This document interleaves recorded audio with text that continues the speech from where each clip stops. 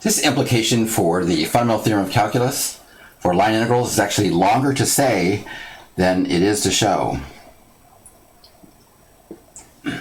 A vector field is path independent if for any two fixed points P and Q and any two paths C1 and C2 that start at P and end at Q, that the work done from P to Q along path C1 is always going to be the same as the work done along C2 by the same vector field.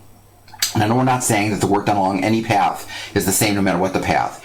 We're saying if you fix 2 points P and Q, then the work done along any path from P to Q is always going to be the same answer. Now this is not hard to show, it's actually way too easy to show.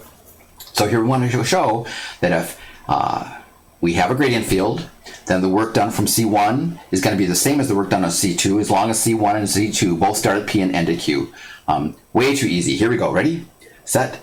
We know it's a gradient, so we know the work done along C1 is going to be, we're just putting that in because we know it's a gradient. Fundamental theorem of calculus for line integrals just says, hey, this is just going to be f of q minus f of p. When I calculate this one, it's going to be very similar. Yes, this is going to be the work done along C2 of the gradient, and then the fundamental theorem of calculus for line integrals says this one's going to be f of q minus f of p. And of course those are equal.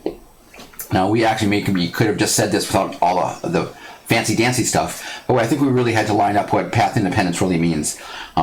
If I look at the integral, right, and the answer doesn't involve the curve at all, I mean, that's really what path independence should mean.